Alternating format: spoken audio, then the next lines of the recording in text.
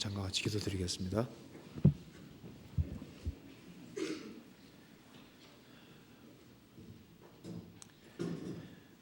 은혜와 사랑이 풍성하신 하나님 아버지 감사합니다. 저희들을 주님의 보배로운 피로 구속해 주시고 또 소망을 가지고 생을 살 수 있게 해주신 것을 진심으로 감사드립니다. 이 시간 주 성령께서 우리 가운데 들어 역사해 주시고 하나님의 말씀으로 우리 영혼을 환하게 비춰주시고 또 마음속에 있는 여러 가지 의문들을 제해 주시옵소서. 그리고 주님 오시는 그날까지 주 안에서 주님을 섬기며 또 주님께서 맡기신 일을 잘 감당할 수 있도록 도와주시옵소서. 머지않아 주님 앞에서는 그날 칭찬과 영광과 존귀를 얻을 수 있도록 우리의 삶을 다스려 주옵소서. 전국적으로 많은 지역에서 활발하게 복음이 전해지고 있습니다. 그리고 해외에서도 또 주님께서 전도할 문을 계속 열어주시고 주님의 역사와 능력을 나타내 주시는 것을 진심으로 감사드립니다. 이 시간에도 우리에게 필요한 말씀을 허락해 주시고 주님의 복음과 주님 영광을 위해 살 수 있는 마음을 더욱 일으켜 주옵소서. 그리고 이 말씀이 우리 영혼에 깊이 새겨질 수 있도록 도와주시옵소서. 주 예수 그리스도 이름으로 기도하옵나이다. 아멘.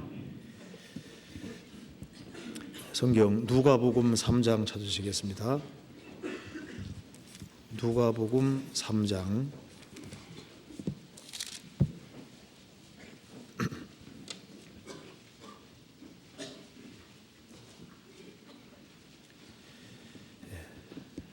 1절부터 읽겠습니다. 누가복음 3장 1절입니다.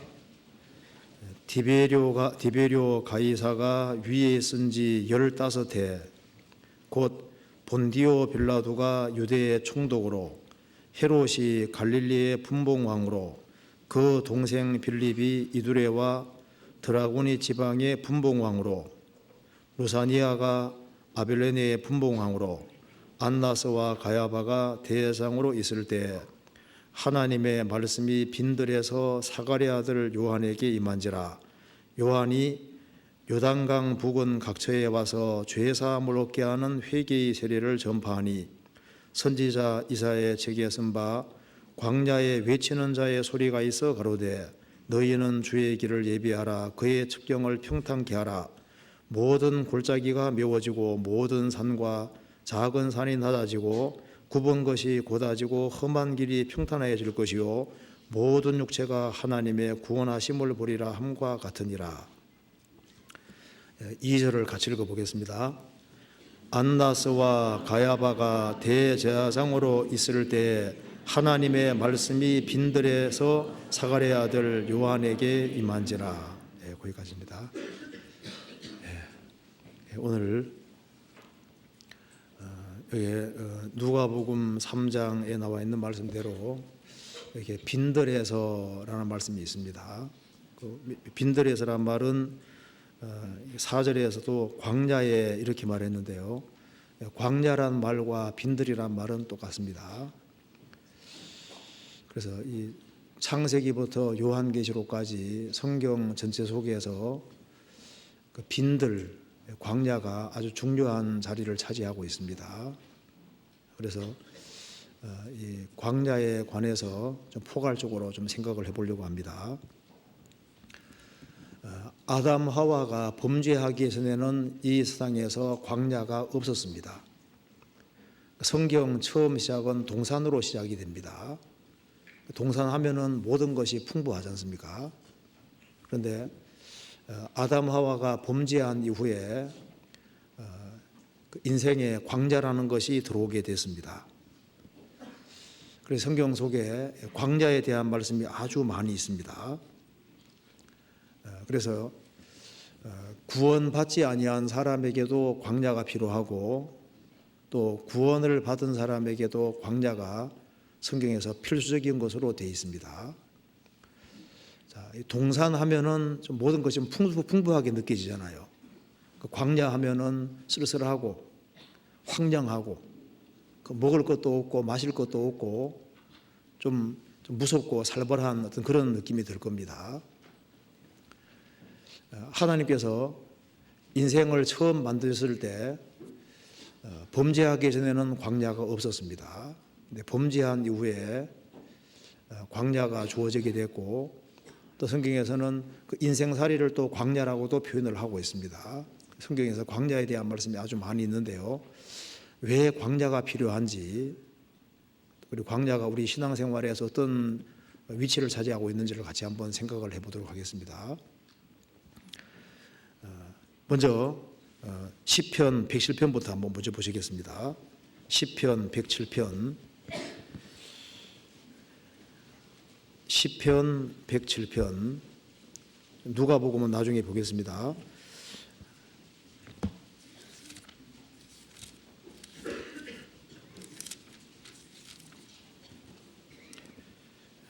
(4절입니다) 107편 4절. 저희가 광야 사막길에서 방황하며 거할 성을 찾지 못하고 줄이고 목마름으로 그 영혼이 속에서 피곤하였도다. 이에 저희가 그 근심 중에 여호와께 부르짖음에 그 고통에서 건지시고 또 바른 길로 인도하사 거할 성에 이르게 하시도다. 여호와의 인자하심과 인생에 경하신 기이한 일을 인하여 그를 찬송할지로다. 저가 사모하는 영혼을 만족케 하시며 줄인 영혼에게 좋은 것으로 채워주심이로다. 여기에 시편 107편 1절, 2절, 3절에서는 여호와께 구속함을 받은 자는 이같이 말할지어다. 여호와께서 대적의 손에서 저희를 구속하사 동서남북 각 사방에서부터 모으셨도다. 인생을 하나님께서 구원해서 주님 품에 모으시는 걸 말씀하시면서 여러 가지로 예를 드셨는데요. 4절에서 저희가 광야 사막길에서 방황하며 거할 성을 찾지 못하고 줄이고 목마름으로 그 영혼이 속에서 피곤하였도다. 이 말씀이 구원받기 전에 우리 모습하고 아주 유사합니다. 이 세상이 현대인들은 이 세상을 천국으로 만들어 보려고 합니다. 그런데 여전히 세상 모든 사람이 알아야 될 분명한 사실이 있는데, 그것은 이 세상은 광야라는 겁니다. 아무리 문명을 발달시키고 오락을 발달시키고 살기 좋은 세상으로 만들려고 한다 할지라도 이 세상은 어디까지나 광야일 뿐인 겁니다. 그래서 저희가 광야 사막길에서 방황하며, 이 세상이 광야라는 것을 빨리 깨달을수록 구원받기가 수월한 겁니다. 구원받지 아니한 모든 인생들은 광야 사막길에 있는 겁니다. 그래서 우리 광야 생각하면은, 광야 사막 떠오르면은 고생이 생각나잖아요. 인생은 고난을 위해 났습니다. 하나님을 등진 모든 인생은 광야 속에 있다는 사실을 알 필요가 있는 겁니다. 광야는 고생이 있는 곳이고, 여기에 줄이고 목마름으로, 그 말대로 먹을 물이 없고 양식이 없습니다. 그렇기 때문에 광야라고 표현했습니다. 광야는 사막은 메마르고 삭막합니다. 그건 신기루가 있는 곳입니다. 뭔가 잡은 것처럼 보이지만은 잠시 후에 보면 아무것도 아니고 신기루에 불과한 겁니다. 인생에서 그 무엇을 추구한다 할지라도 잠시 후 보면은 아무것도 아닌 거예요. 허무한 겁니다. 그래서 저희가 광야 사막길에서 방황하며, 사람들은 자신이 지금 방황하고 있는 인생이라는 걸 알아야 되는데 그걸 모르는 사람이 너무나도 많습니다. 성경에 불뱀과 정갈이 있다고 성경에도 말씀했는데요. 이 세상은 참 위험한 곳입니다. 언제 죽을지도 모르는 그런 위험한 세상인데 사람들이 그걸 알지를 못하는 겁니다. 그래서 생을 살아가는 가운데 이 세상은 내가 영원히 쉴 곳이 아니구나. 이 세상은 정말 광야하고 사막길이고 거기에는 참된 안식도 없고 거기에는 영혼의 양식도 없고 그리고 그 영혼이 속에서 피곤하여도다. 참된 안식이라는 것이 없잖아요. 그래서 이 세상에서 허물을 깨달은 사람, 이 세상이 자기의 영구 정착지가 아닌 것을 깨달은 그 사람이 이제 하나님께 부르짖게 되는 겁니다. 그래서 여기에 6절에 이에 저희가 그 근심 중에 여호와께 부르짖음에 사람이 살기 위해서는 살아계신 하나님을 찾아야 되는 겁니다. 그래서 대체로 누가 하나님 품에 들어오냐 하면은 만사가 형통하고 잘 돼갈 때 들어오는 것이 아니고 인생이 아주 고달프고 힘들고 그래서 생을 살아가는 가운데 큰 모순에 부딪히고 말할 수 없는 큰 고통이 있고 질병이 오고 사업에 부도가 나고 엄청난 문제들이 생길 때 그때 제정신이 돌아와서 여호와께 부르짖게 되는 겁니다. 그래서 이에 저희가 그 근심 중에 여호와께 부르짖음에 그래서 인생에게 근심이 필요한 겁니다. 주께 해서 인생으로 고생하며 근심하게 하심이 본심이 아니시로다. 그 말씀대로 인생에게 고생과 슬픔과 수고가 주어지는 것은 하나님 본 마음이 아닌 겁니다. 그렇게 하시는 이유는 살아계신 여호와 하나님을 찾으라고 그렇게 하시는 겁니다.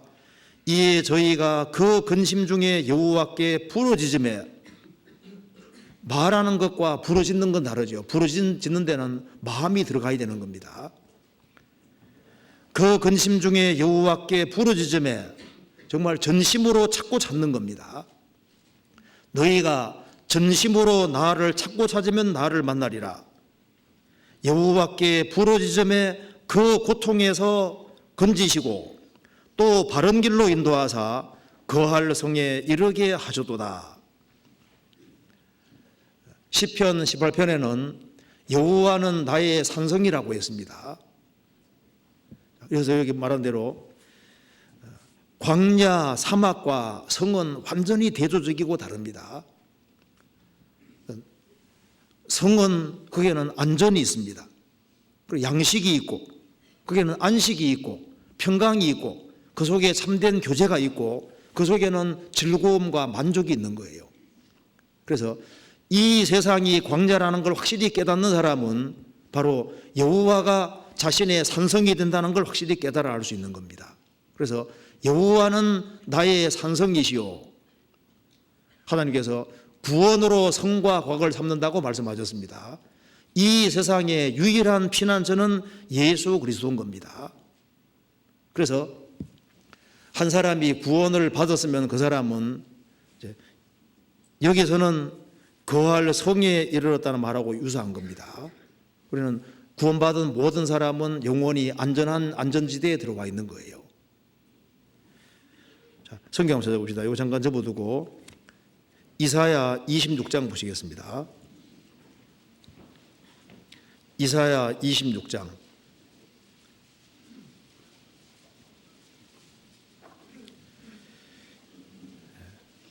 그날에 이사야 26장 1절 그날에 유다 땅에서 이 노래를 부르리라. 우리에게 견고한 성읍이 있으며 여호와께서 구원으로 성과 곽을 삼으시리로다. 너희는 문들을 열고 신을 지키는 의로운 나라로 들어오게 할지어다. 그날에 유다 땅에서 이 노래를 부르리라. 우리에게 견고한 성읍이 있으며 여호와께서 구원으로 성과 곽을 삼으시리로다. 예수 그리스도께서 오셔서 구원을 완성하심으로 그게가 바로 안전지대고 견고한 성읍이라는 겁니다. 구원으로 성과 곽을 삼으시리로다. 그래 그 속에 들어온 사람은 안전지대에 들어가게 되는 거예요. 그래서 여기에 시편 107편에 말한 대로 이 세상이 광야 사막길인 것을 알고 이 세상에서는 진정한 안식과 만족이 없다는 걸 참으로 깨달은 사람, 그 사람들이 하나님께 부르짖게 되고 또 하나님께서는 그 사람들을 위해서 한 성을 준비해 두신 겁니다. 그할 성을 준비해 두신 겁니다. 그래서 우리를 위해서 구원을 준비해 두셨고 예수 그리스도를 준비해 두신 겁니다. 그리고 교회도 일종의 성입니다. 우리를 위해서 교회도 준비됐고, 그래서 광야에는 먹을 것이 없지만은 교회는 영혼의 양식이 풍성하잖아요. 그리고 그 무리 가운데서 잘 연결돼서 밀접하게 따라가면 거기가 안전한 것입니다. 또 장차 우리를 위해서는 영원한 천성이 준비되어 있는 거예요. 그러니까 이게 복합적으로 포괄적으로 얘기하고 있습니다. 그래서 시편 107편 8절에 여호와의 인자하심과 인생에게 행하신 기이한 일을 인하여 그를 찬송할지로다. 여호와의 인자하심, 하나님이 사람을 얼마나 사랑하셨고 인생에게 행하신 기이한 놀라운 일을 인하여 그를 찬송할지로다. 그래서 하나님의 도우심으로 실제로 멸망에서 건진받은 사람, 그리고 안전지대에 들어간 사람은 하나님의 인자하심과 하나님의 기이하고 놀라운 일을 참으로 깨닫는 겁니다. 그래서 이제 우리가 구원을 받기 위해서도 인생의 광야가 필요했습니다. 구원받고 난 이후에도 광야는 필연적인 사실이 아닐 수 없습니다. 예수님이 세상에 오셔서 예수님도 광야에서 40일 동안 줄이면서 시험을 받았습니다. 예수님도 광야를 통과하셨습니다. 구원을 받은 사람들도 이제 구원을 받았어도 생을 살아가면서 광야를 성경에서 통과한다고 분명히 말을 하고 있습니다. 그래서 구원을 받고 난 이후에도 세상은 여전히 광야라는 것을 그리스도인들이 깨닫는 것이 필요한 겁니다. 성경 아가서 3장 보시겠습니다. 아가서 3장 6절.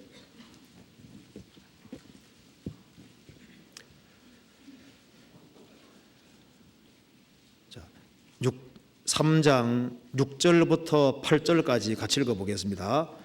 연기 기둥과도 같고 몰약과 유향과 장사의 여러 가지 향품으로 향기롭게 하고 거친 들에서 오는 자가 누구인고 이는 솔로몬의 연이라. 이스라엘 용사 중 60인이 옹이하였는데 다 칼을 잡고 싸움에 익숙한 사람들이라. 밤의 두려움을 인하여 각기 허리에 칼을 찾느니라. 그래 잘 아는 대로 아가서는 솔로몬과 술람 여인의 사랑 관계를 그리고 있습니다. 솔로몬은 예수님의 그림자고 저 시골에 살고 있는 술람 여인은 구원받은 성도의 그림자가 되는 겁니다. 그래서 저 시골 총구석에 살고 있는 술람 여인과 왕궁에 살고 있는 솔로몬과 사랑 관계가 이루어졌습니다. 그래서 솔로몬이 이제 가마를 보내서 술람 여인을 태워서 이제 예루살렘까지 오는 과정을 여기서 그리고 있는 겁니다. 그런데 술람 여인이 있는 곳과 솔로몬이 있는 예루살렘은 거리가 아주 멉니다. 그래서 가마를 보내서 술람 여인을 태우고 오는 과정인데요, 평탄한 곳이 아니었습니다. 여기 보면은 6절에 연기 기둥과도 같고 몰약과 유향과 장사의 여러 가지 향품으로 향기롭게 하고 거친 들에서 오는 자가 누구인고. 거친 들이 있습니다. 이는 솔로몬의 은이라. 솔로몬의 가마라. 이스라엘 용사 중 60인이 옹이 둘리 둘러쌌는데 다 칼을 잡고 싸움에 익숙한 사람들이라. 밤의 두려움을 인하여 각기 허리에 칼을 찾느니라. 그러니까 술람 여인이 솔로몬이 있는 곳까지 오기 위해서는 여기 말한 대로 거친 들을 필연적으로 통과해야 되고 그리고 밤의 두려움도 통과해야 됐던 겁니다. 그것처럼 만왕의 왕 되신 주님과 이 지구에 살고 있는 우리와 사랑 관계가 이루어졌잖아요. 예수님은 신랑이 되셨고 우리는 그리스도의 신부가 됐습니다. 우리가 주님 품에 안기어서 천국까지 가는 길에 우리에게도 동일하게 거친 광야가 있고, 그리고 밤에 두려움이 있다고 되어 있죠. 인생의 밤을 통과하고 밤에 두려움, 목숨 위태위태한 것도 통과를 하도록 되어 있는 거예요. 그렇게 해서 저 주님이 계신 세계까지 들어가게 된다 그 말입니다. 근데 걱정할 것이 없는 것은 솔로몬이 위험할까 봐 이스라엘 용사 중에 60명 싸움에 익숙한 용사 중에 용사를 보내서 솔로몬 그 가마를 둘러싸게 했잖아요. 그래서 안전하기는 하되 거친 들은 통과하고 밤의 두려움은 통과해야 되는 겁니다. 왜 성경에서 이렇게 해놨냐면은 주님과 사랑 관계가 이루어지고 천국 갈 백성이 됐음에도 불구하고 거친 들은 인생에서 통과를 해야 되고 인생의 밤도 통과해야 되고 밤의 두려움도 통과해야 된다는 것을 보여주는 겁니다. 그럼에도 불구하고 크리스찬들은 넉넉히 갈 수 있는 이유가 있습니다. 왜냐하면 주님을 향한 믿음과 사랑이 있기 때문에 그런 거예요. 아가서 8장에 보시겠습니다. 8장 5절.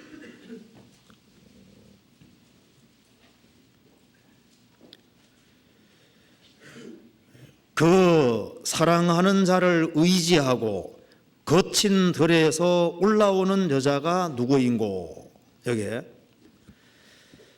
그 사랑하는 자를 의지하고, 여기에 사랑이란 말이 나와 있고 의지가 나와 있습니다. 구원받은 모든 사람은 주 예수 그리스도를 사랑하고 있습니다. 그래서 그 사랑하는 자, 크리스찬들은 그리스도를 사랑하는 자입니다. 그리고 사랑하는 자를 의지하고 기대고, 그러니까 술람여인에게는 뭐가 있냐면은 사랑이 있고 믿음이 있는 거예요. 의지하고 기대는 것이 믿음이잖아요. 그래서 그리스도를 사랑하고 그리스도를 의지하는 사람은 거친 들에서 올라오는 자가 누구인고. 올라가는 건 어려운 겁니다. 그렇지만은 거친 들에서 올라오는 여자가 누구인고 올라갈 수 있는 거예요. 그래서 구원받은 모든 그리스도인들은 거친 들이 있고 밤이 있고 그리고 밤에 두려움이 있는 겁니다. 전도서 11장에는 사람이 여러 해를 살면 항상 즐거워할지로다. 그러나 캄캄한 날이 많으리니 그 날을 생각할지로다. 캄캄한 날이 많으리니, 구원을 받아서도 캄캄한 날은 옵니다. 광야는 오게 되어 있는 거예요. 그러면 왜 광야를 꼭 주셔야 되는 건가요? 광야는 필연적인 사실입니다. 왜 그것이 꼭 있어야 될까요? 성경 신명기 1장 보시겠습니다.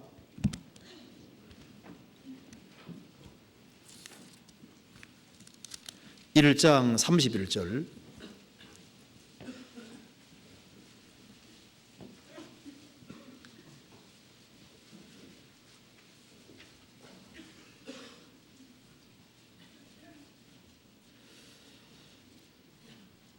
자, 31절. 광야에서도 너희가 당하였거니와 사람이 자기 아들을 아는 같이 너희 하나님 여호와께서 너희의 행도 중에 너희를 안으사 이곳까지 이르게 하셨느니라 하나. 이 말씀에서 광야에서도 너희가 당하였거니와 사람이 자기 아들을 아는 같이 너희 하나님 여호와께서 너희 행도 중에 너희를 안으사 이곳까지 이르게 하셨느니라. 하나님께서 출애굽한 이스라엘 백성들을 안고 가셨는데 그렇지만은 그들은 광야를 통과했던 겁니다. 그렇죠. 출애굽한 이스라엘 백성들은 반드시 광야를 통과해야 되는 겁니다. 그리고 슐람 여인이 솔로몬 있는 곳까지 올 때도 거친 들을 통과하고 밤의 두려움을 통과해야 되는데요. 이 가마 타고 가는 것이 쉽지 않습니다. 아마 길도 안 좋았을 거예요. 그러니까 성경에서 나오는 그 가마가 마차식으로 생겼다고 보통 얘기를 합니다. 마차. 그러니까 얼마나 들거들거렸을 거예요. 그리고 그 솔로몬 있는 곳까지 가는 길이 참 험악한 길이고 쉽지 않았을 거예요. 그렇기 때문에 솔로몬을 정말 사랑하는 마음이 없고 솔로몬에 대한 확실한 신앙 그게 없으면은요 중간에 포기하는 사람이 있을지도 모르잖아요. 그러니까 광야라는 게 통과될 때 속마음이 다 드러나게 되는 거예요. 하나님이 이스라엘 백성들을 안고 가셨지만은 그들은 광야는 통과해서야 되는 겁니다. 그러면 광야가 있어야 될 기본적인 이유가 있는 거예요. 그 이유 중에 가장 근본적인 것은 성경에서 말씀하기를 낮추게 하기 위함이라고 말씀하셨습니다. 성경 한번 찾아봅시다. 신명기 8장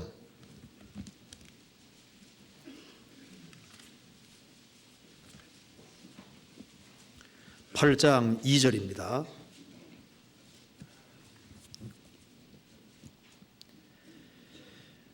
내 하나님 여호와께서 이 40년 동안에 너로 광야의 길을 걷게 하신 것을 기억하라.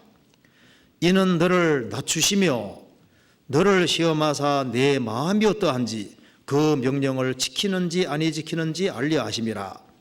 너를 낮추시며 너로 줄이게 하시며 또 너도 알지 못하며 내 열조도 알지 못하던 만나를 내게 먹이신 것은 사람이 떡으로만 사는 것이 아니요 여호와 입에서 나오는 모든 말씀으로 사는 줄을 너로 알게 하려 하심이니라. 이 말씀에서 내 하나님 여호와께서 이 40년 동안에 너로 광야의 길을 걷게 하신 것을 기억하라. 스스로 걷는 것이 아닙니다. 걷게 하신 것을 기억하라. 일부러 통과하게 하신 거예요. 그러니까 솔로몬 있는 곳까지 가는 거기에도 거친 들을 통과해야 되고 밤의 두려움을 통과해야 되는 것처럼 하나님께서 광야의 길을 의도적으로 걷게 하신 것을 기억하라.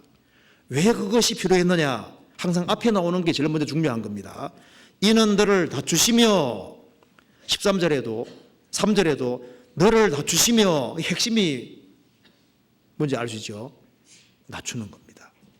그래서 구원을 받아서도 구원 받을 때도 인생이 낮아져야만 구원을 경험할 수 있었잖아요.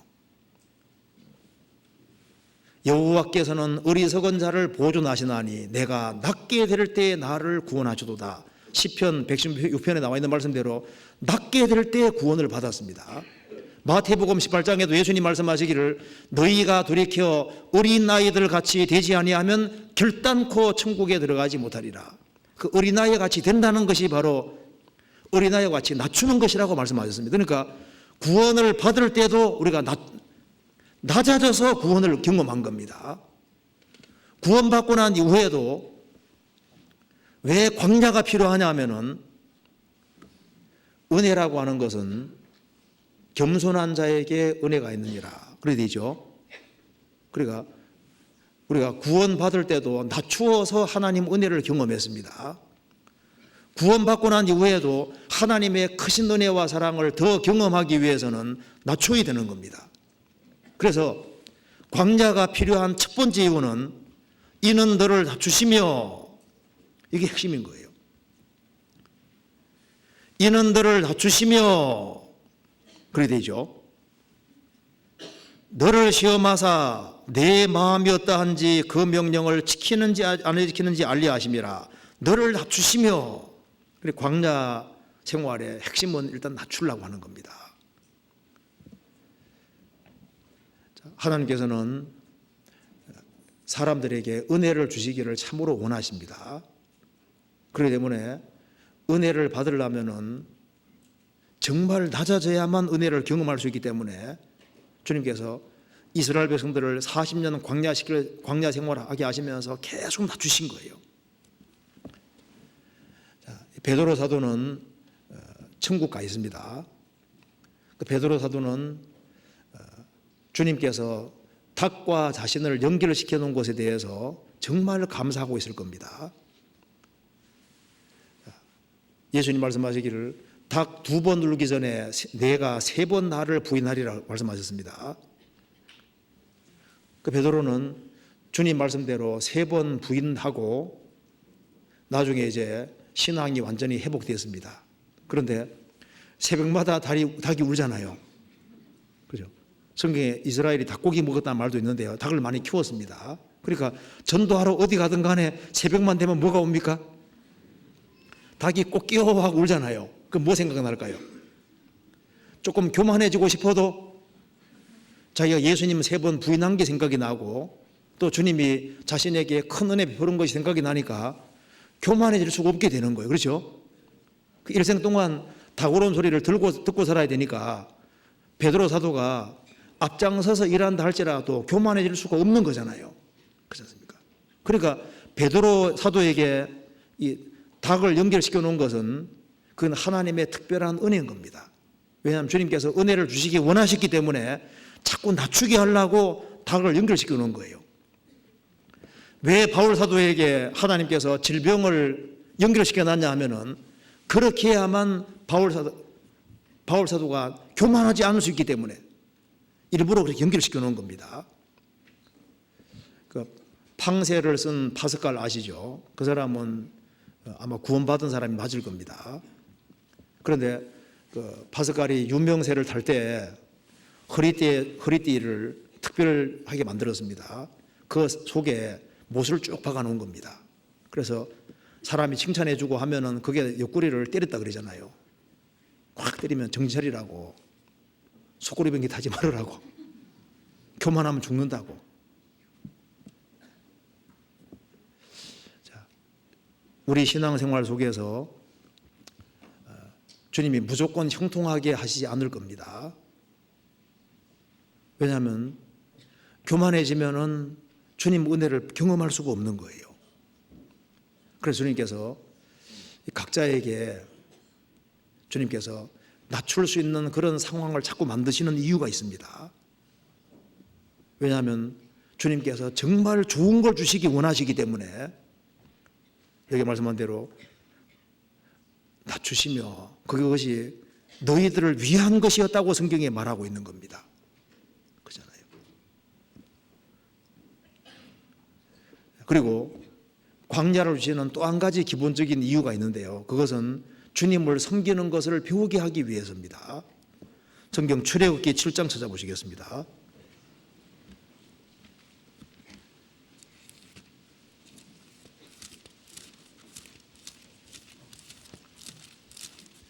(7장) 16절.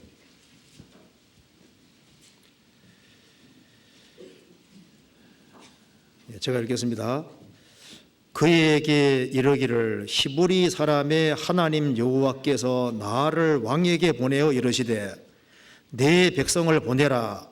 그들이 광야에서 나를 섬길 것이니라 하였으나 이제까지 내가 듣지 아니하도다. 광야에서 나를 섬길 것이니라. 출애굽을 시키는 아주 핵심적인 목적이 뭐냐 하면요, 하나님을 섬기게 하기 위해서입니다. 이스라엘이 출애굽을 하기 전에는 파라오 왕을 섬겼습니다. 파라오 왕은 마귀의 그림자잖아요. 그런데 이제 출애굽을 하고 난 이후에는 광야에서 왜 하나님이 출애굽시키셨느냐? 하나님을 섬기게 하기 위해서입니다. 그래서 피조물이, 우리가 피조물이잖아요. 우리 주제를 파악 잘해야 되는데, 하나님은 창조주입니다. 우리 인간은 피조물이에요. 그렇기 때문에 피조물로서 자신은 하나님 아래에 있는 존재다. 그리고 하나님을 의지하고 의존해야 될 존재라는 것을 확실히 깨달아야 되는 겁니다. 우리 광야 생활 속에서도 주님이 계속 깨닫게 해주려는 기본적인 것이 그겁니다. 우리를 낮추시려고 하는 거 하나 하고, 또 한 가지는 우리는 피조물로서 하나님께 기대해야 되고 하나님 말씀을 의지해야 되고 하나님을 섬겨야 된다는 것을 깨닫게 해주려고 하는 거예요. 하나님이 모든 것을 만드셨기 때문에 하나님을 떠날 수 있는 건 아무것도 없습니다. 하나님이 만들지 않으신 것이 없잖아요. 하나님은 만유의 아버지시라. 만유 위에 계시고 만유를 통일하시고 만유 가운데 계시도다. 하나님은 우주 전체를 다 만드신 분이기 때문에 하나님을 벗어날 수 있는 건 아무것도 없는 거예요. 그래서 근본적인 죄가 뭐냐 하면은 하나님께로부터 독립하려는 그것이 사탄의 길인 겁니다. 사탄이 왜 생겼냐 하면은 하나님과 동등되고 하나님께로부터 분리되려고 했잖아요. 그래서 위아래를 깨버린 겁니다. 하나님은 위고 피조물은 아래에 있는데 하나님과 비길이라 동등이잖아요.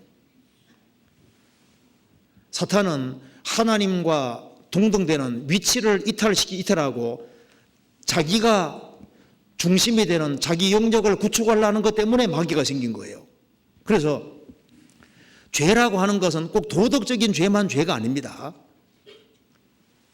하나님 없이 하나님과 분리되어서 자기가 인생의 주인이 되어서 자기 주장과 방법대로 살아가는 그것이 작은 사탄과 비슷한 거예요.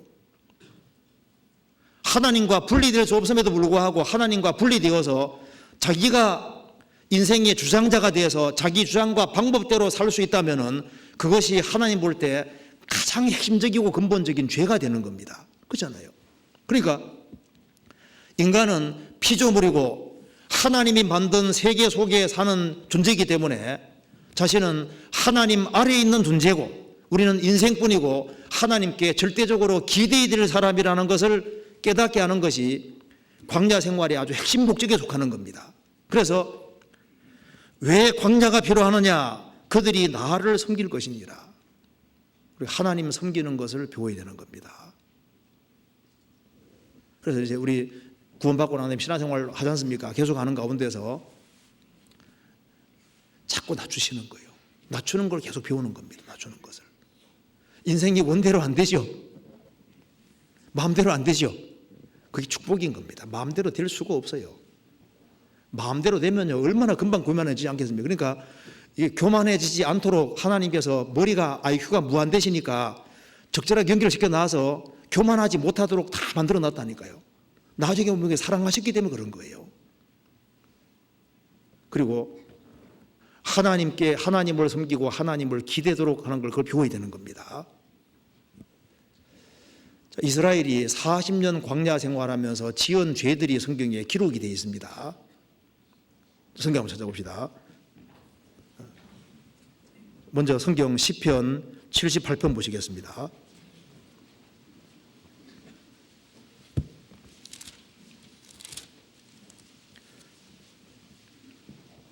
78편 52절.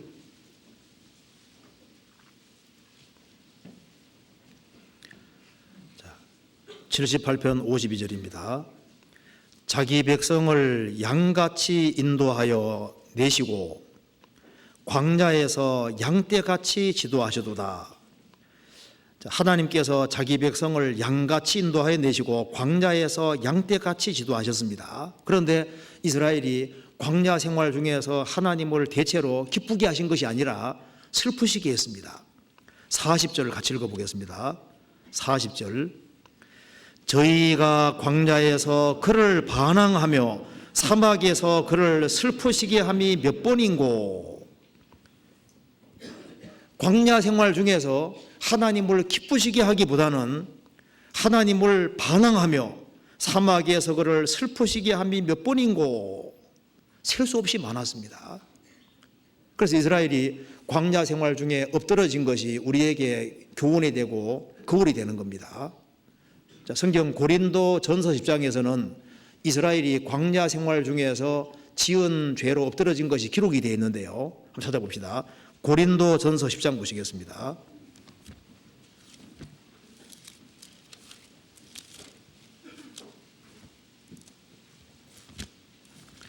고린도 전서 10장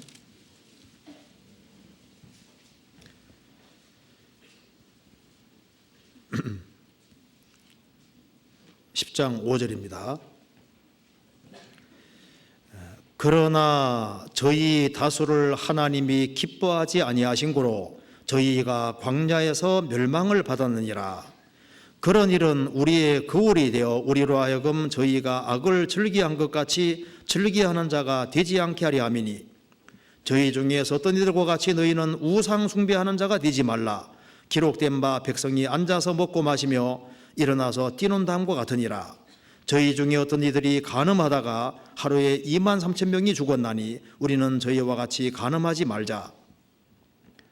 저희 중에 어떤 이들이 주를 시험하다가 뱀에게 멸망하였나니 우리는 저희와 같이 시험하지 말자. 저희 중에 어떤 이들이 원망하다가 멸망시키는 자에게 멸망하였나니 너희는 저희와 같이 원망하지 말라. 저희에게 당한 이런 일이 거울이 되고 또한 말세를 만난 우리의 경계로 기록하였느니라. 이 말씀에서 이스라엘이 출애굽을 하고 광야 40년 생활을 했습니다. 출애굽을 할 때 60만 명이 넘었는데요.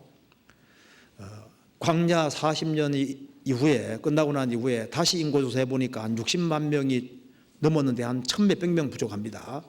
그래서 60만 명이 나와서 거의 60만 명 정도가 또다시 가나안 땅에 들어갔습니다. 그런데 그 출애굽한 사람 60만 명은 여호수아와 갈렙에는 다 죽었습니다. 다 죽고 이제 20세 안 된 애들이 이제 20세 안 된 사람들이 자랐고 광야 40년 동안에 사람들이 많이 태어났잖아요. 그래서 이제 40년 광야 생활 끝나고 난 다음엔 또 60만 명 정도가 돼가지고 들어가는 겁니다. 그런데 여기 이제 광야 40년 생활 중에 60만 명 이상이 이제 엎드려져 죽었는데 그것이 이제 우리 신앙생활에서 우리가 교훈을 받을 수 있다는 걸 말하고 있는 겁니다. 그래서 이제 구원을 받은 사람도 신앙생활에 실패할 수 있는 죄들을 여기에 몇 가지를 나열을 하고 있는 겁니다. 그런데 여기를 보면은 제일 처음에 죽은 이유가 쭉 나와 있는데 한번 보시면요. 7절에 저희 중에 어떤 이들과 같이 너희는 우상 숭배하는 자가 되지 말라. 기록된 바 백성이 앉아서 먹고 마시며 일어나서 뛰는 담과 같으니라. 여기에 우상 숭배로 몇 명이 죽었습니까? 3천 명이 죽었다고 성경 기록하고 있습니다. 그럼 이스라엘 백성들이 우상 숭배를 하게 된 이유가 무엇일까요? 모세가 십계명 받으러 산에 올라갔습니다. 근데 모세가 빨리 안 내려오잖아요. 모세가 더디니 내려오니까 밑에서 우상 숭배했던 겁니다. 그처럼 신약 시대의 크리스찬들도 우상 숭배를 할 수가 있는 겁니다. 그러면 크리스찬에게 어떻게 해서 우상이 들어오게 되냐 하면은 모세가 더디 내려왔잖아요. 더디 내려오니까 우상 숭배했습니다. 그것처럼요. 크리스찬들 중에도 주님이 늦게 오실 것이다 그렇게 생각하면은 잘못하면 마음속에 우상이 들어올 수 있습니다. 성경 찾아봅시다. 이거 잠깐 접어두시고 출애굽기 32장 보시겠습니다.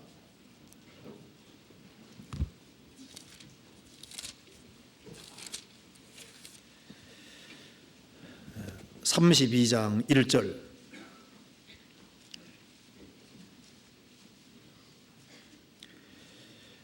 백성이 모세가 산에서 내려옴이 더딤을 보고 모여 아론에게 이르러 가로되 일어나라 우리를 인도할 신을 우리를 위하여 만들라. 이 모세 곧 우리를 애굽 땅에서 인도해낸 사람은 어찌 되었는지 알지 못함이니라. 여기 백성이 모세가 산에서 내려옴이 더딤을 보고, 그러니까 빨리 안 올 거다 이 생각이 들어가고 모세가 안 보이니까 어떻게 했습니까? 빨리 안 올 거라고 생각하니까 밑에서 금송아지 숭배했잖아요. 그래서 3천 명이 죽었습니다. 그처럼 신약시대 그리스도인들이 뭘 깎아 세우는 건 안 한다 할지라도 주님을 사랑하고 주님을 바라고 살아야 될 그리스도인들이 설마 주님이 빨리 오시랴,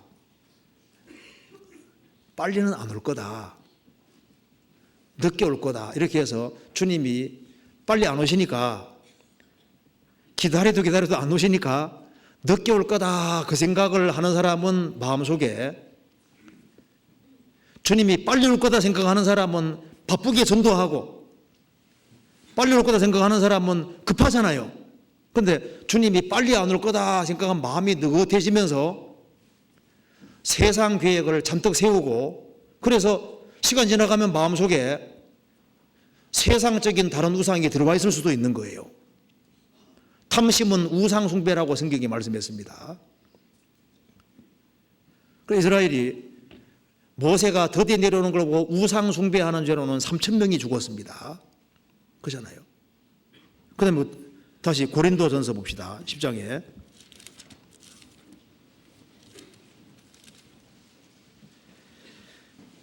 그리고 8절에 저희 중에 어떤 이들이 주를, 8절에 저희 중에 어떤 이들이 간음하다 하루에 23,000명이 죽었나니 우리는 저희와 같이 간음하지 말자.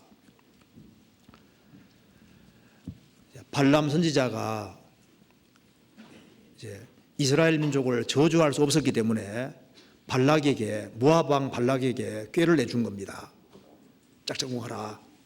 그래서 모압 사람과 이스라엘 사람들이 짝짝꿍하게 된 거예요. 성적으로 죄를 짓게 된 겁니다. 그래서 하루에 23,000명이 죽고 총 24,000명이 죽었다고 성경에 말하고 있습니다.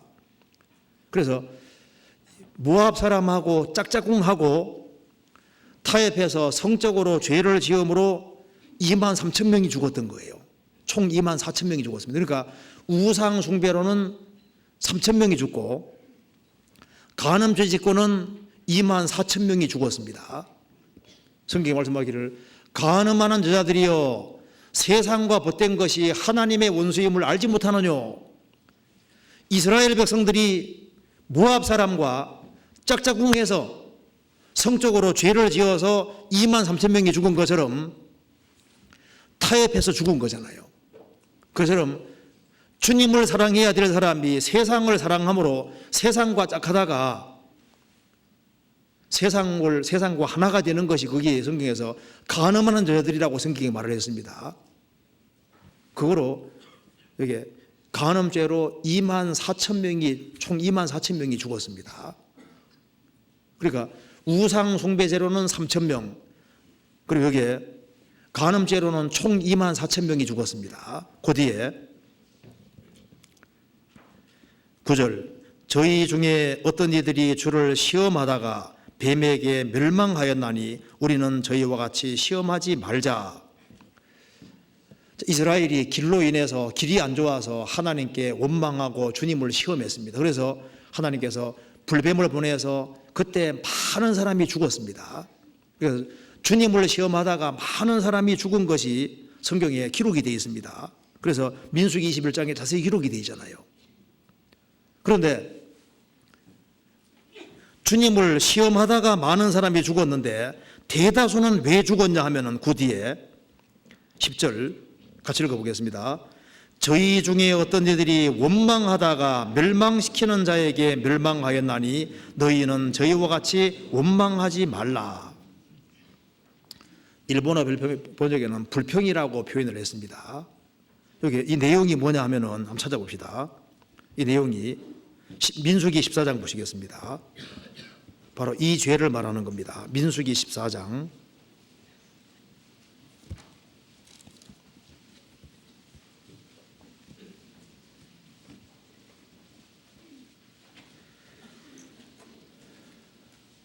민수기 14장 1절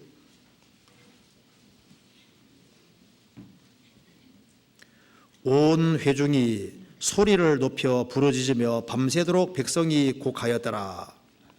이스라엘 자손이 다 모세와 아론을 원망하며 온 회중이 그들에게 이르되 우리가 애굽 땅에서 죽었거나 이 광야에서 죽었다면 좋았을 것을 어찌하여 여호와 우리를 이 땅으로 그 땅으로 인도하여 칼에 망하게 하려 하는고.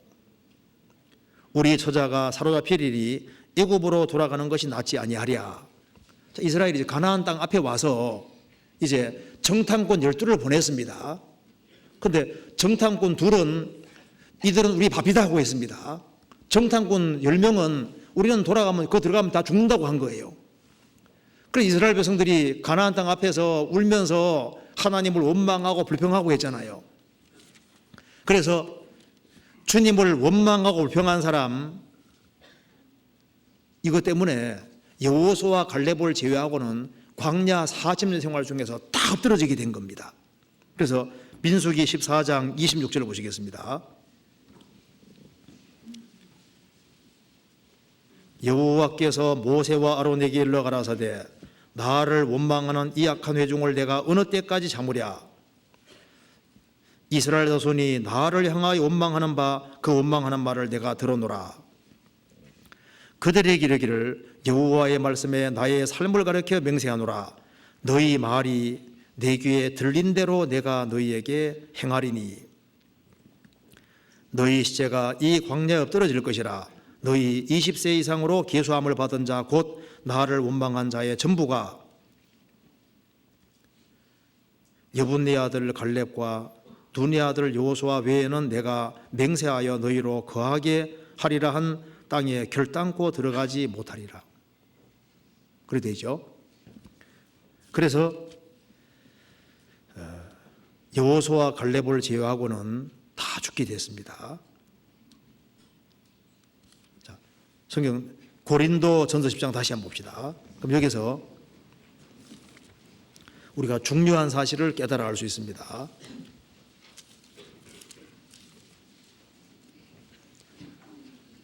우상숭배죄, 아주 끔찍하게 생각이 들죠. 그죠? 우상숭배죄로 죽었다. 끔찍한 생각이 듭니다. 당연하다고 생각이 들잖아요. 그리고 가늠하다가 죽었대. 그럼 이해가 되죠. 주님을 시험하다가 불뱀에 물려 죽었다. 그것도 좀 이해가 됩니다. 그런데 가나안 땅을 앞에 두고 그 낙토를 멸시하고 그 하나님은 좋은 걸 주려고 했는데 그 하나님을 불평하고 원망하는 그것 때문에 거의 대다수가 엎드러졌잖아요. 그렇죠? 그러니까 가장 많이 죽은 죄는 원망하는 죄로 거의 다 죽었던 겁니다. 그렇죠? 그러니까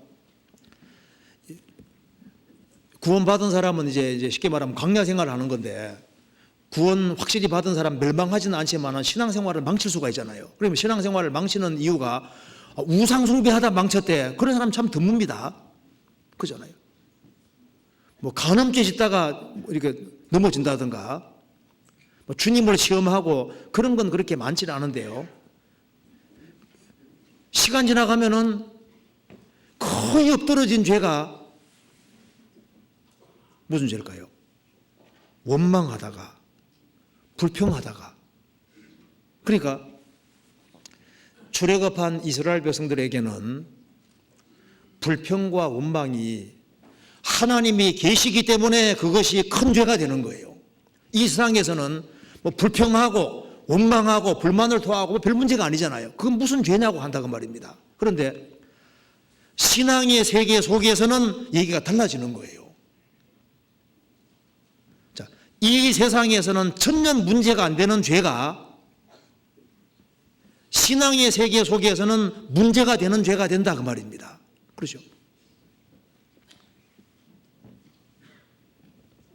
하나님이 살아계시지 않는다면은 문제들 아니죠. 하나님이 살아계신데 이스라엘은 출애굽을 경험했고 이제 가나안 땅으로 가는 과정 속에 있는 겁니다. 그런데 불평이 있고 불만이 있는 그것 때문에 광야에서 엎드러졌잖아요.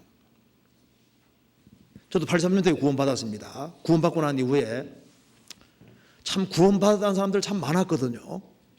그런데 그 사람들이 다 모이면은 여기가 막 몇 배가 미어 터질, 몇 배가 뭐예요? 어마어마하게 많이 막 미어 터질 텐데 그 사람들이 다 어디 갔냐 그 말입니다. 그들이 무슨 큰 죄를 지어서 어디 갔냐? 아니거든요. 그 사람들이 교회에 다 붙어 있으면 얼마나 좋겠어요. 그리고 얼마나 많은 사람들이 구원을 받았겠습니까? 그런데 엎드러진 이유가 뭐냐 그 말입니다. 성경에 보면 광야를 통과케 하신 것을 감사라고 얘기를 했는데, 크리스찬 신앙생활의 기본이 감사인데 그 마음속에 정말 감사하는 범사에 감사라고 했는데 마음을 낮춰야지 감사하지요. 그러니까 마음을 낮추는 것과 감사는 연결이 되어 있거든요. 마음을 낮추면은 모든 환경과 상황을 감사로 받아들일 수 있는 겁니다. 근데 광야 생활하면서 이게 낮추는 걸 배워야 되는데 이 낮추는 걸 못 배우는 거예요.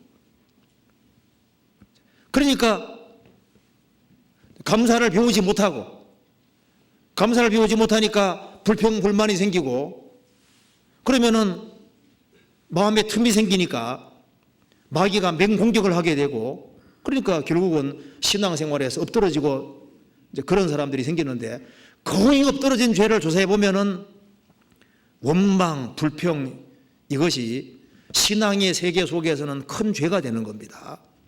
그죠? 가만 생각해 보세요. 또 여기 계신 모든 분들이 주님 오시는 그날까지 신앙생활을 다 잘한다면 얼마나 좋겠습니까? 근데 만약에 마음속에 불평과 불만과 원망 같은 것을 마음속에 가지고 있다면은, 그럼 그걸 지속적으로 가지고 있으면요, 얼마 시간 지나가면은 그게 엎드러지는 죄가 되는 거예요. 그잖아요.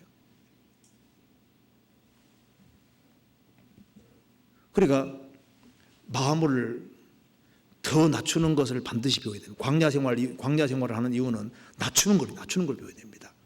자꾸 마음을 더 낮춰야 되는 거예요.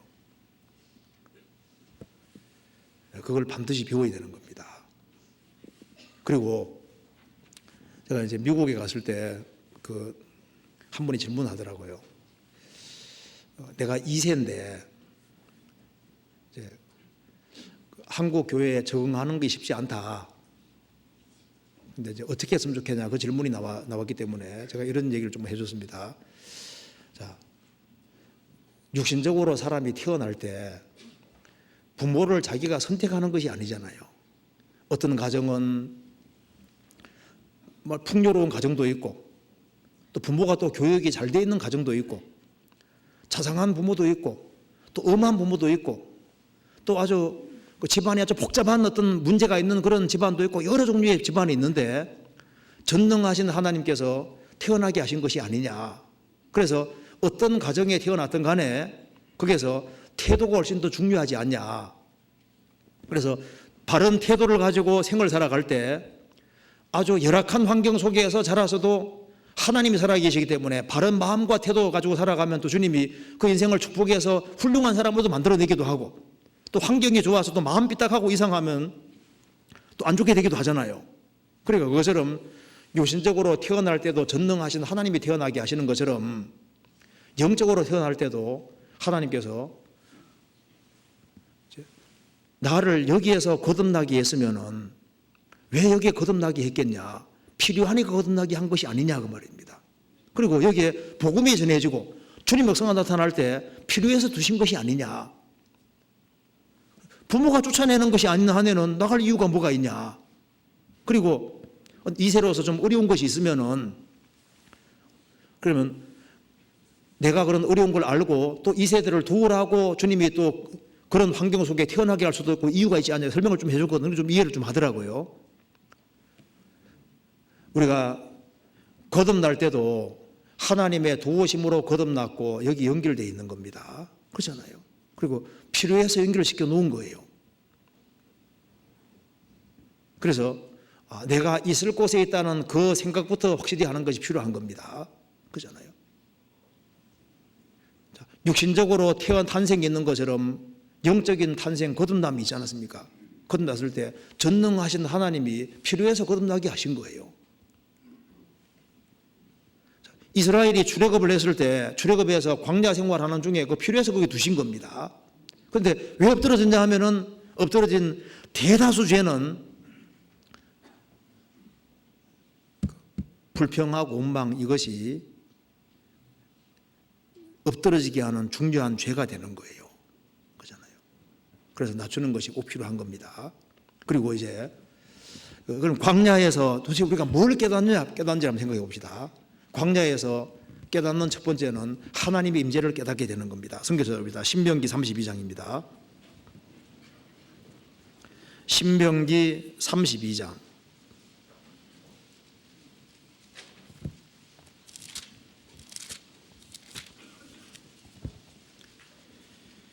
10절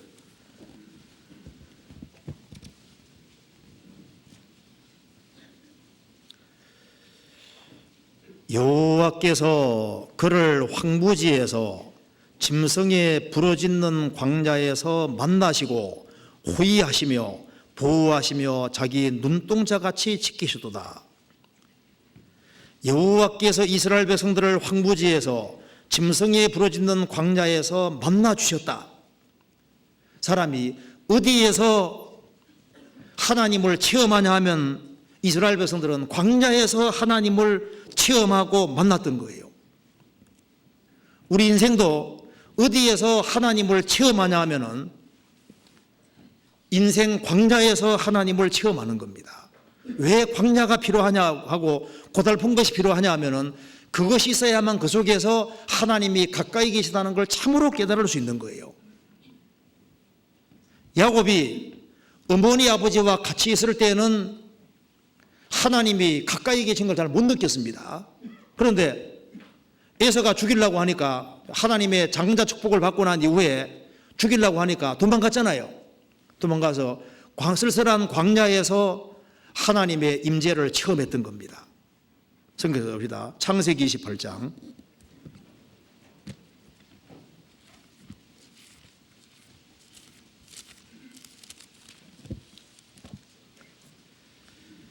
10절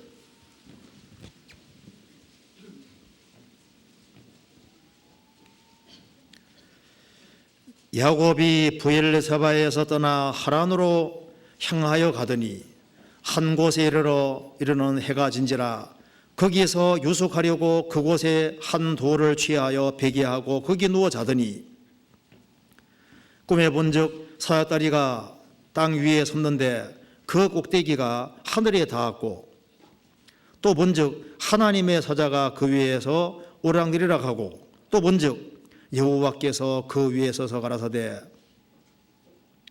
나는 여호와니 너의 조부 아브라함의 하나님이요 이삭의 하나님이라 너 누운 땅을 내가 너와 내 자손에게 주리니 내 자손이 땅에 티끌같이 되어서 동서남북에 편만할지며 땅의 모든 족속이 너와 내 자손을 인하여 복을 얻으리라. 내가 너와 함께해서 내가 어디로 가든지 너를 지키며 너를 이끌어 이 땅으로 돌아오게 할지라 내가 내게 허락한 것을 다 이루기까지 너를 떠나지 아니하리라 하신지라. 야곱이 잠이 깨어 가로되 여호와께서 과연 여기 계시는을 내가 알지 못하였도다. 이에 두려워하여 가로되 두렵도다 이곳이여 다른 것이 아니라 이는 하나님의 전이요 하늘 문이로다 하고 여기서요 야곱이 어머니 아버지와 같이 있을 때는 하나님이 가까이 있는 줄 몰랐습니다.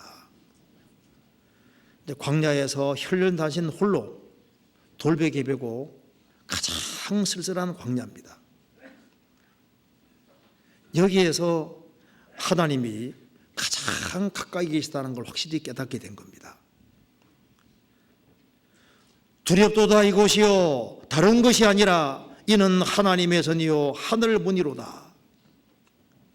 하나님이 과연 여기 계시거늘 내가 알지 못하였도다. 우리가 하나님이 가까이 계시다는 것을 체험하기 위해서 하나님께서 고달픈 것을 자꾸 허락하시는 거예요. 그리고 광야에서 뭘 깨닫냐 하면은 십자가를 더욱 경험하게 되는 겁니다. 그래서 여기 야곱이 12절에 말한 대로 꿈에 보니까 사자다리가 나타났는데 꼭대기가 하늘에 닿았다. 그리고 하나님의 사자가 그 위아래를 오르내리는 걸 봤습니다. 요한복음 1장 끝에 바로 이 사자다리가 예수님이라고 설명이 되어 있습니다. 그러니까 이 야곱은 광야에서 십자가를 체험한 겁니다. 하늘에 닿는 사역달이 이 하늘과 땅을 연결시키는 것이 바로 십자가입니다. 하나님과 사람 사이의 중보자가 예수님입니다. 그래서 하나님은 한 분이시요 또 하나님과 사람 사이의 중보도 한 분이시니 그 사람이신 그리스도 예수라. 예수님이 바로 우리의 중보가 되시는데요, 여기에 사역다리는 바로 예수님 가리키는 겁니다. 사역다리는 관계없는 두 곳을 연결시키는 거잖아요. 그래서 우리가 구원을 받아서도 어디에서 주님의 십자가를 더 깊이 경험하냐 하면은 광야 생활 중에서 더 경험하게 되는 거예요. 그리고 이스라엘이 광야에서 만나와 물을 먹었습니다. 그렇잖아요. 언제 하나님 말씀이 깨달아지냐 하면은 인생이 고달플 때, 그때 하나님 말씀이 잘 깨달아지고, 그리고 성령께서 내게 강력하게 역사하는 걸 더 깨닫게 되는 거예요. 그리고 여기에 이제 중요한 것은 이 광야에서 뭐가 내려오냐 하면은 광야에서 하나님 말씀이 내려왔다는 겁니다. 그잖아요. 성경 찾아봅니다. 누가복음 3장입니다.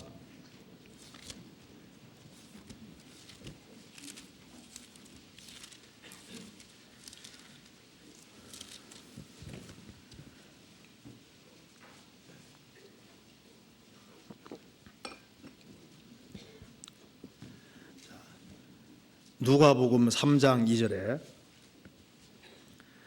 안나스와 가야바가 대제사장으로 있을 때 하나님의 말씀이 빈들에서 사가랴 아들 요한에게 임한지라. 여기에 안나스와 가야바가 대제사장으로 있으니까 그 사람들에게 하나님 말씀이 내려와야 되는데, 예루살렘 성전에 있는 안나스와 가야바에게 하나님 말씀이 내려온 것이 아니라 빈들에 있는 사가랴 아들 요한에게 하나님 말씀이 내려왔다 그 말입니다.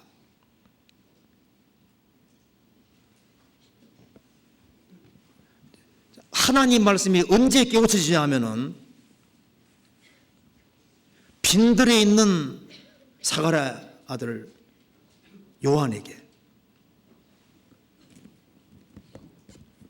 우리가 신앙생활 속에서 하나님 말씀이 언제 깨달아지냐 하면은 어려울 때 깨달아지는 거예요. 빈들에서, 광야에서 하나님 말씀이 실제로 깨우쳐져 가는 겁니다. 그래서 우리가 주님께서 이렇게 인생에서 아주 고달픈 길을 자꾸 엮어주시는 이유는 그렇게 하는 속에서 하나님 말씀이 실제로 하나씩 깨우쳐지는 거예요. 다윗이 시편을 광야에서 많이 기록했습니다. 고달픈 광야에서 성령의 감동으로 시편을 기록할 수 있었던 겁니다. 시편 63편 찾아봅시다. 그렇게 나와 있죠? 시편 63편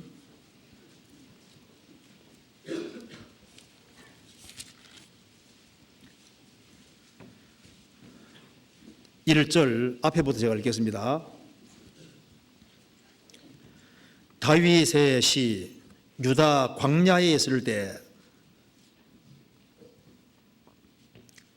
하나님이여 주는 나의 하나님이시라. 내가 간절히 주를 찾되 물 없어 마르고 곤핍한 땅에서 내 영혼이 주를 갈망하며 내 육체가 주를 앙모하나이다. 여기에 다윗이 유대 광야에 있을 때, 이때가 자기 아들 압살롬이 다윗을 죽이려고 해서 왕위를 찬탈당해서 도망갈 때라고 보통 말합니다. 그래서 하나님이여 주는 나의 하나님이시라. 내가 간절히 주를 찾되 물이 없어 마르고 곤핍한 땅 광야에서 내 영혼이 주를 갈망하고 내 육체가 주를 앙모하나이다. 이 고달픈 광야, 여기에 물이 없어 마르고 곤핍한 땅 광야에서, 거기에서 성령의 감동으로 시편을 기록했습니다. 바울 사도가 옥중 깊은 곳에서 옥중 소신을 쓸 수 있었습니다. 존 번연이 전도하다 감옥에 잡혀가서 감옥에 10년 이상 있으면서 거기에서 철록정 책을 썼잖아요. 인생 광야에서 욥기가 기록이 되었습니다. 그래서 하나님 말씀이 깨달아지고 하나님 말씀이 자기 것이 되는 곳이 어디냐 하면은 그것이 바로 광야인 거예요. 하나님께서는 우리가 하나님 말씀을 더 깨달아야 되기 때문에, 그래야만 더 힘차게 생활을 할 수 있기 때문에 우리에게 여러 가지 고달픈 광야를 허락하신다 그 말입니다. 그리고 광야에서 하나님의 위로가 정말 내려오는 거예요. 창세기 28장에서 야곱이 쓸쓸하게 돌베개 메고 잠이 들었잖아요. 그때 하나님 말씀하시기를 내가 너와 함께 있어 내가 어디로 가든지 너를 지키겠다. 내가 너와 함께 있겠다. 그게 얼마나 위로가 됐겠습니까? 그러니까 하나님이 자기와 같이 계시고 거기에서 십자가 환상을 봤습니다. 사다리 봤잖아요. 사다리. 십자가 환상을 보고 그래서 하나님이 나와 함께 하신다. 그게 확실하니까 그 나머지 그 광야 길을 하면서 얼마나 시기시각하게 갔겠어요.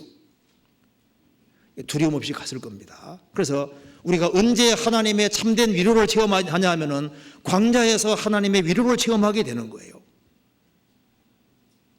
광야가 있습니다. 그래서 하나님께 쓰임 받은 사람은 다 광야를 체험했습니다. 모세가 에집트 파라오 왕의 아들로서 왕궁에서 40년 동안 살았습니다. 그잖아요. 근데 거기에서는 하나님 말씀이 안 내려왔습니다. 그가 미디안 광야로 쫓겨나서 미디안 광야에서 40년 양치는 생활하는 그 속에서 하나님이 나타나셨고 미디안 광야 40년을 통과했기 때문에 거기에서 모세라는 사람이 생길 수 있었지 않습니까? 하나님께 쓰임받는 모든 사람에게 주님이 광야를 허락하시는 겁니다. 그것이 사랑하시기 때문에 그렇게 하는 거예요.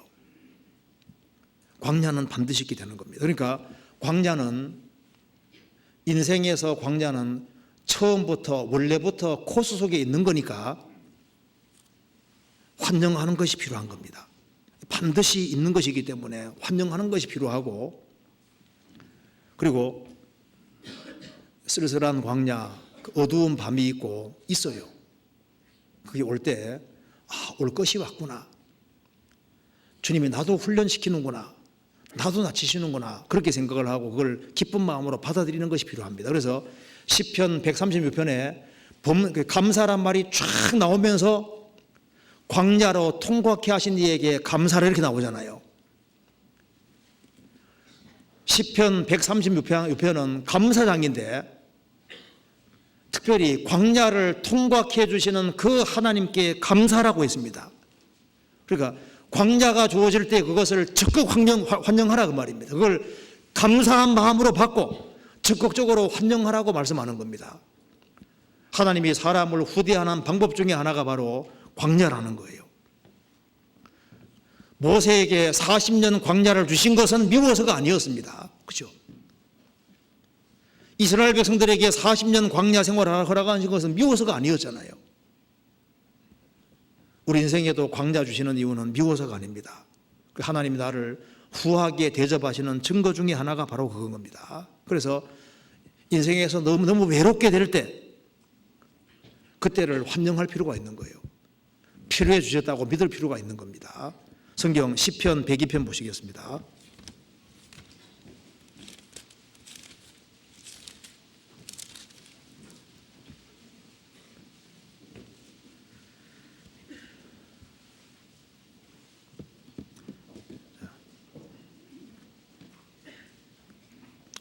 오 절입니다.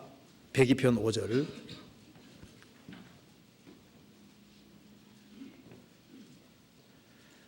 나의 탄색 소리를 인하여 나의 살이 뼈에 붙었나이다. 나는 광야에 당아새 같고 황폐한 곳에 부엉이 같이 되어 싸우며 내가 밤을 새우니 지붕 위에 외로운 참새 같은 이이다. 여기 말한 대로 나의 탄식 소리를 인하여 나의 살이 뼈에 붙었나이다. 나는 광야에 당아새 같고 황폐한 곳에 부엉이 같이 되어 싸우며 황폐한 곳에 부엉이. 내가 밤을 새우니 지붕 위에 외로운 참새 같으니이다.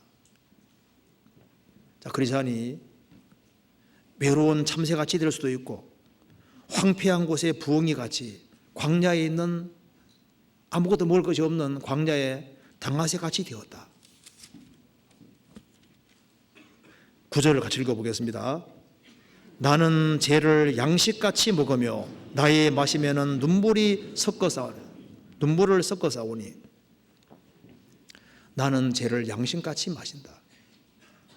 양식같이 먹는다. 나의 마시면은 눈물을 섞었다. 자, 이런 상황이 주어집니다. 그런데 이것이 다 축복이었어요. 그리고 크리스찬이 죄를 지어서 징계를 받았을지라도 그것이 축복입니다. 나 징계 안 하면 어떻게 하겠어요?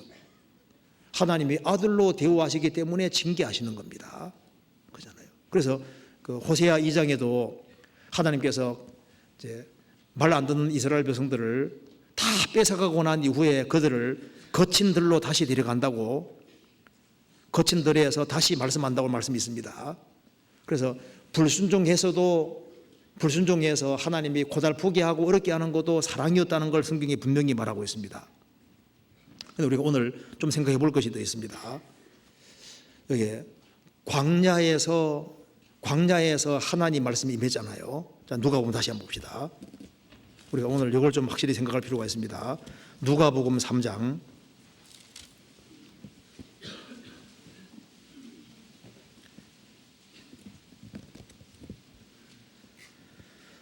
3장 2절입니다. 안나스와 가야바가 대상으로 있을 때 하나님의 말씀이 빈들에서 사가랴 아들 요한에게 만지라. 빈들에서 하나님 말씀이 임했습니다. 그리고 4절에 선지자에서 제게 쓴 바 광야에 외치는 자의 소리가 있어. 자, 광야에서 외치는 자의 소리가 있다고 했습니다. 자, 하나님 말씀이 임했는데 하나님 말씀이 임하니까 그 사람이 뭘 얘기했습니까? 광야에서 하나님 말씀이 임했는데 그 세례 요한이 외친 주된 내용이 뭔지 아시죠? 회개하라. 그거하고 또 하나는 보라 세상 죄를 지고 가는 하나님의 어린 양이로다. 세례 요한이 전한 가장 핵심적인 것은 광야에서 외쳤는데 그 내용이 뭘까요? 세례 요한 핵심 메시지는 회개하라.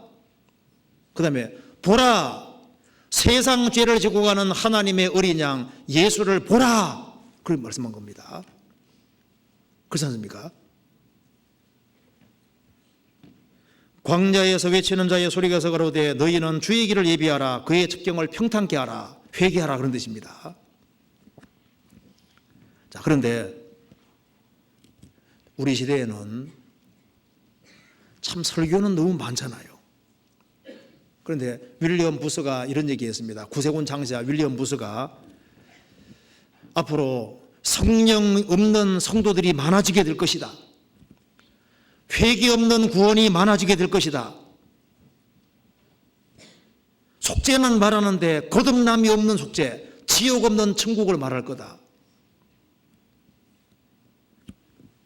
근데 실제로 하나님 계신 걸 확실히 증거하고 사람이 확실히 죄인인 걸 깨닫게 하고 정말 중심에서 회개하는 마음이 있고 그래서 복음을 전해서 실제로 거듭나게 하는 그것이 확실하게 있어야 되는 겁니다. 세례 요한에게 하나님 말씀이 임하니까 하나님 말씀이 임한 그 사람은 진짜 사람을 회개시키고 어떻게 했습니까? 진짜 그리스도께 인도시켰잖아요. 우리 교회에 하나님 말씀이 임한다는 증거가 뭡니까? 실제로 사람들이 회개하고 구원받아 가잖아요. 다른 건 다 속여도 죽은 영혼은 못 살리는 거예요. 그렇죠? 그거는 하나님만 할 수 있는 일인 겁니다. 플로리다 어떤 교회는 우리 교회는 예배 시간이 22분입니다. 설교는 8분입니다. 주일날 많이 오라고. 매주마다 8분 설교해서 사람이 어떻게 구원받아요? 우리 교회 설교 긴 거 아닙니다. 사실 요즘 인내심이 없어가지고 길게 안 하는 거예요. 사실은요, 더 길게 해도 괜찮은 겁니다. 그렇잖아요. 그런데 여기에 안나스와 가야바가 대상으로 있는데 거기에 말씀이 임한 것이 아니잖아요. 광야에 있는 세례 요한에게 임했습니다. 그렇죠? 빈들에 임했잖아요. 유대 종교가들이 있는 거기에 임한 것이 아니고 빈들에 있는 광야에 임했습니다. 요한 웨슬레가 성공의 목사 아들로 태어났지만 성공회에서 구원받지 못했잖아요. 모라비안 교도가 있는 조그만 모임 뒷자리에 앉았다가 구원을 받았습니다. 그래서 요한 웨슬레가 야외 집회를 아주 많이 했습니다. 휘트필드도 마찬가지잖아요. 하나님 말씀이 어디에 임했느냐? 빈들에 임했습니다. 지금도 핍박을 받는 교회가 있는 거예요. 진리 전하기 때문에 핍박받는 교회들이 있고, 그래서 사도행전 7장에서도 성경 말씀하기를 사도행전 7장에 광야 교회라 그랬잖아요. 이스라엘이 출애굽을 해서 광야 교회라고 얘기했습니다. 이집트가 아니라 이집트에서 나와 있는 광야 교회, 신약 시대에 정말 주님 피로 구원받은 사람들이 모이는 교회들이 있는 거, 교회가 있는 거예요. 거기에 하나님 말씀이 내려오고, 그래서 주님과 동고동락하는 교회, 주님 역사가 나타나는 그 말씀이 내려오는 교회가 있는 거예요. 교회가. 그래서 빈들에서 하나님 말씀이 임했습니다. 사람들이 무조건 많이 모이고 거창한 예배의식이 있고 그렇다고 해서 하나님 말씀이 내려오는 건 아닙니다. 거기에 무슨 회개가 있고 무슨 중생이 벌어지고 사람이 정말 거듭나고 정말 천국에 소망 두고 살아가는 그런 사람들이 있냐 그 말입니다. 하나님 말씀이 임하면 하나님 말씀을 하잖아요. 자, 우리 교회가 전도집회 잘해서 구원받아가는 거 아닙니다. 주님 역사하셔서 그런 거예요. 그렇잖아요. 자, 그리고 그래서 이제 우리가 여기에 하나님 말씀이 유대 종교가들이 있는 거기에 임한 것이 아닙니다. 빈들에 있는 요한에게 임했잖아요. 지금도 우리나라 교회들이 참 많습니다. 그런데 정말 핍박을 받고 오로지 복음을 전하기 때문에 핍박받는 빈들에 있는 그런 교회가 있는 겁니다. 그래서 성령이 교회들에게 하시는 말씀을 들을지어다 그 교회가 있는 거예요. 그래서 하나님 말씀이 정말 내려오는 교회가 있는 겁니다. 그렇잖아요. 그리고 여기 마지막으로 또 하나 생각할 것은 마가복음 8장 보시겠습니다. 자, 마가복음 8장 1절입니다.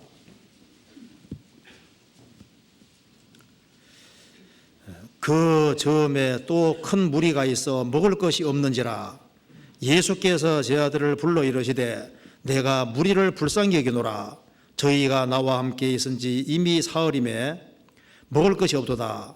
만일 내가 저희를 굶겨 집으로 보내면 길에서 기진하리라.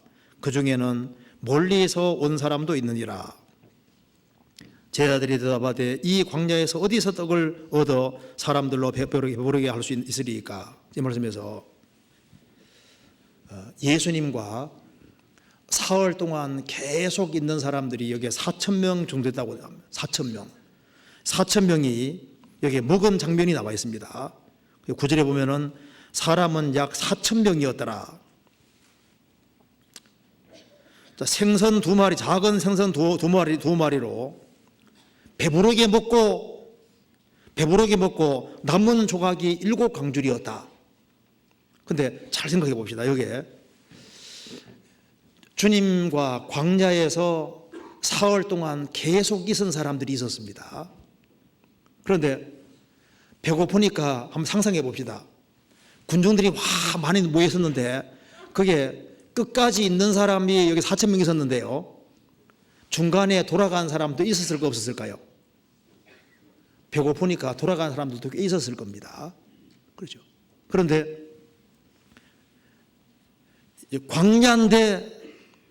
광야에서 배도 고프지만 주님과 함께 계속 있었던 사람은 엄청난 기적을 볼 수 있었잖아요. 그래서 주님이 여기 생선 2마리로 4,000명을 먹이시고 7광줄이 거두는 걸 볼 수 있었습니다.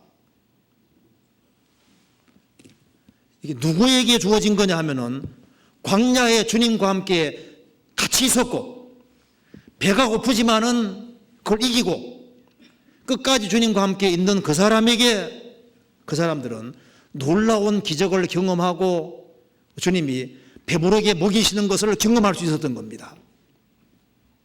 그것처럼 우리 신앙생활도 마찬가지입니다. 신앙생활에서도 어떤 사람에게 주님이 정말 깨닫게 주시냐 하면은 인내심을 갖고 기다리는 사람, 인내심을 가지고 주님과 같이 동고동락하고 주님 몸된 교회 성도들과 같이 동고동락하고 운명과 고락을 함께하고 끈질기게 함께하는 그런 사람들이 그 사람들은 진짜 주님을 원하는 사람들이기 때문에 주님이 축복해 주시는 거예요. 그렇잖아요.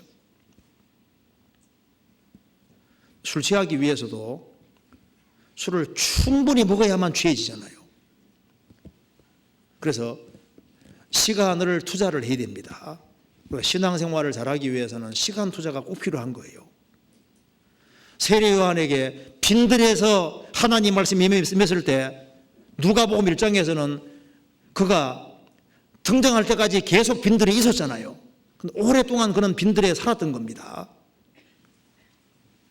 우리가 이 교회 안에서 무엇인가를 깨달아갈 때 충분한 시간을 가지고 같이 말씀을 계속적으로 배우고 같이 계속적으로 교제하고 구역 모임도 계속 가고 조모임도 계속 가고 뭔가 꾸준히 계속되어지는 그것은 진짜라는 증거이기 때문에 그 사람이 주님의 축복을 경험하게 되고 역사를 경험하게 되는 겁니다. 그런데 우리 시대는 인스턴트를 좋아하는 시대가 되기 때문에 이게 문제가 심각한 겁니다. 즉흥적인 것을 원하거든요. 순간적인 걸 원하거든요. 신앙은 그것이 아니에요. 그래서 성경 고린도 로마서 15장에 말한 대로 하나님을 인내와 안위의 하나님이라고 했습니다. 하나님은 인내하는 사람에게 위로를 주시는 거예요. 참고 견딜 줄 아는 사람, 그런 사람에게 축복해 주시고 위로해 주시는 겁니다. 우리가 하나님의 위로를 경험하기 위해서는 우리 전도집회도 마찬가지죠. 전도집회도 일주 동안 순서대로 쭉 다 듣고 정말 참는 마음이 있을 때 주님이 구원으로 연결시켜 주셨잖아요. 구원받고 난 이후에도 시간 투자를 할 생각을 해야 됩니다. 우리 신앙생활은 액세서리가 아니기 때문에 신앙생활을 잘하기 위해서는 하나님이 살아계신 것이 사실이고 성경이 하나님 말씀인 것이 사실이면은 신앙생활은 잘하고 잘해야 되는 겁니다. 그러기 위해서는 시간을 투자를 꼭 해야 되는 거예요. 그래서 시간을 충분히 드리고 여기에 광야에서 배가 고프지만은 거기에서 사흘 동안 끈질기게 주님과 같이 있는 사람들, 그런 사람들이 주님이 놀라운 축복을 경험하게 하시잖아요. 우리 신앙생활도 마찬가지인 겁니다. 그래서 인선도 너무 좋아하지 말고요. 즉흥적인 걸 너무 좋아하지 말고 뭔가 꾸준히 할 생각, 꾸준히 하는 그 속에서 주님의 축복이 있습니다. 그리고 우리가 지금은 광야를 경험하고 있지만은 잠시 후에 주님이 오시면은 광야가 없는 세계 속에 들어가는 거예요. 예레미야 2장 31절에 내가 광야가 되었느냐 하는 말씀 맞습니다. 이 세상은 광야일지라도 주님은 광야가 아닙니다. 주님은 항상 풍성하신 분인 거예요. 그리고 우리가 뭐잖아, 광야가 전혀 없는 모든 것이 풍성한 천국에 들어가서 주님과 함께 영원히 사는 겁니다. 범죄 때문에 광야가 생겼는데 주님이 오시면은 우리는 죄에서 완전히 우리가 죄의 형벌에서 해방이 됐잖아요. 주님 오시면은 죄의 존재에서 해방이 되고 광야가 전혀 없는 영원한 천국에 들어가게 되는 겁니다. 그래서 성경 말씀하기를 하나님이 자기를 사랑하는 자들을 위하여 예비하신 모든 것은 눈으로 보지 못하고 귀로 듣지 못하고 사람의 마음으로도 생각지 못하나 같으니라. 사람이 상상할 수 없는 엄청난 것을 준비해 두신 거예요. 우리를 위해서는 모래보다 많은 축복이 준비되어 있습니다. 그래서 구원받을 때도 광야가 필요했고 구원받은 이후에도 광야는 반드시 필요한 겁니다. 그리고 광야를 통과하게 하시는 그 주님이 우리를 사랑하시기 때문에 통과하게 하신다는 것을 우리가 믿을 필요가 있는 겁니다. 그리고 그 속에서 반드시 낮추는 걸 배워야 되고 주님 섬기는 것을 배워야 됩니다. 그렇게 할 필요가 있습니다. 그러기 위해서는 우리가 좀 시간을 투자를 많이 할 수 있도록 가능한 많이 하는 것이 현명한 겁니다. 그래서 신앙 중심으로 생을 설계하고 그렇게 해야 될 것 같습니다. 같이 기도하시겠습니다. 저희를 사랑하시는 하나님 아버지 감사합니다. 저희들이 무엇이간데 사랑해 주시고 주 예수 그리스도의 보배로운 피로 구원해 주셨는지 우리가 헤아릴 길이 없습니다. 주님께서 저희 마음을 더욱 일깨워 주시고 주님을 사랑하는 마음, 사모하는 마음을 더욱 주시고 그리고 이 복음을 불쌍한 이뤄진 영혼들에게 더욱 담대하게 전할 수 있도록 도와주시옵소서. 교회가 계획한 모든 일에 앞서 행해 주시고 또 주님께서 신비기의 복음이 더욱 전해질 수 있도록 도와주시옵소서. 모든 것 주님께서 도와주시기를 간절히 의지하오며 우리를 죄에서 구원해 주신 우리 구주 예수 그리스도 이름으로 기도하옵나이다. 아멘.